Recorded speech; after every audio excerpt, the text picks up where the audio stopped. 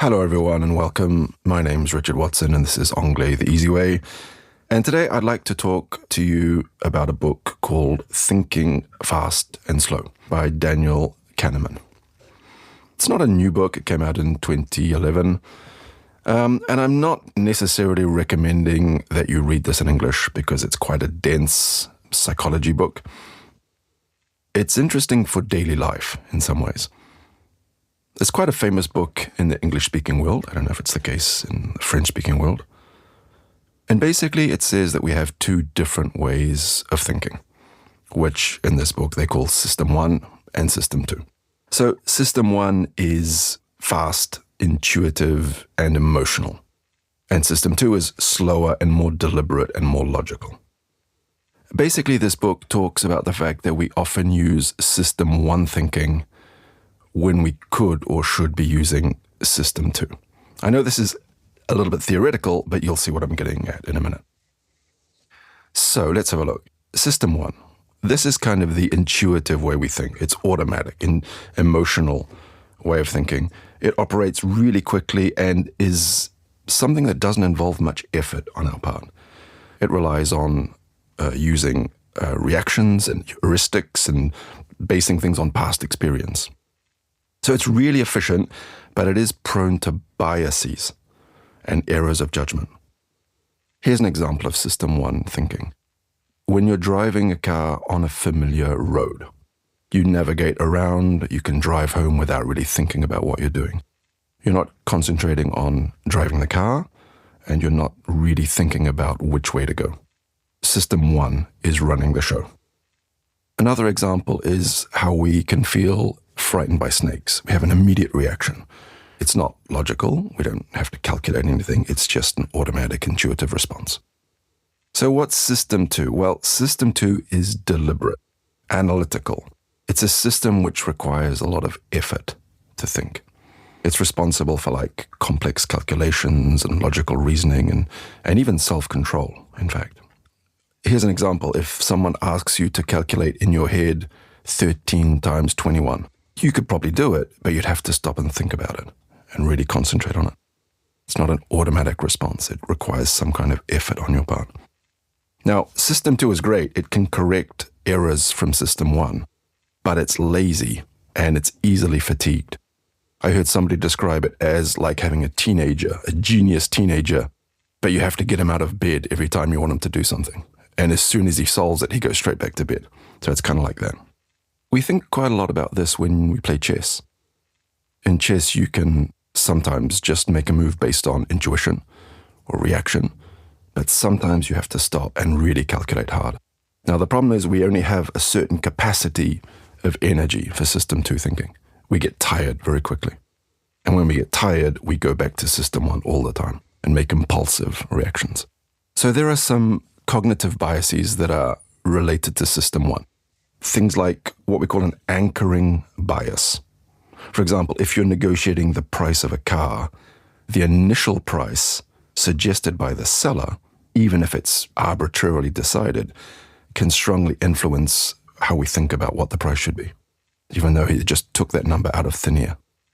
Another one could be called the availability heuristic, which is after seeing news reports about a plane crash, we might think you have more chance of having a crash in the next plane you get in, even though it's statistically much safer than driving a car. So what about bad heuristics? That could be things like, there's one called representativeness heuristic. Not easy to say, I know. But it's, for example, thinking that a quiet, bookish person is more likely to be a librarian than a salesman, even though there are far more salesmen in the world than librarians. I'll give you another one. The recognition heuristic, which, for example, choosing between two stocks when you want to buy some stock in a company, you might invest in one that you've heard of, assuming that familiarity equates to a better investment. And I'll give you one more. Loss aversion. Loss aversion has an impact on how we consider risk. Basically, we tend to feel more pain at losing something than we get pleasure from getting it. For example, we can be more upset about losing $100 than you would be happy about finding $100. There's another thing they talk about there. It's called prospect theory. It's kind of similar. It's how people make decisions when faced with risk and uncertainty. For example, people prefer to win $500 for sure than try to win $1,000 with a 50% chance of getting it. So $500 for sure as opposed to 50% chance of $1,000. That seems quite logical. But in fact, statistically, they work out the same. But on the other hand, they prefer a 50% chance of losing $1,000 over losing $500 for sure. So the positive and the negative risk here are very differently seen by our brain. The first system is actually very useful for a lot of things, as I say, because it's very efficient. It doesn't use any energy in the brain, but it does work like a lot of systems that are efficient by making shortcuts. For example, you may be having a great holiday for 2 weeks, but then the last day is terrible, and it tends to impact how you think about that holiday because it's the most recent thing and it's the most memorable thing. System 1 has a particular feature to it. It's called what you see is all there is. When we're making snap decisions by using System 1 thinking, we tend to think that we've understood it immediately at first glance. Here are a couple of quotes from the book. Now, it's not an easy read, as I said, but it is quite scientific. And scientific work is actually relatively easy for French speakers to get through because it resembles French so much. Here's a quote. A general limitation on the human mind is its imperfect ability to reconstruct past states of knowledge or beliefs. Once you adopt a new view of the world, you immediately lose much of your ability to recall what you used to believe before. Luckily, System 1 will trick us into thinking that we always thought that. It's called hindsight bias. It's the I knew it all along feeling that we had. Here's another one, an interesting one. People tend to evaluate the relative importance of issues by how easy they are to get from your memory. And this is largely determined by the extent of coverage in the media. So we tend to think that things are important if we can remember them easily.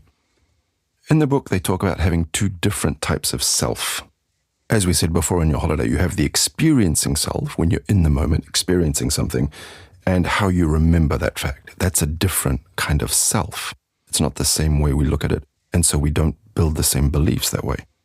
So here's a quote about how to focus on the experiencing self and not remember too much. The quote is, the easiest way to increase happiness is to control your use of time. Can you find more time to do the things you enjoy? Simple as that. Anyway, I'll leave it there. It's a great read in any language, and a lot of the things that come out of this book, although it's quite scientific, make a lot of sense to us with the examples he gives.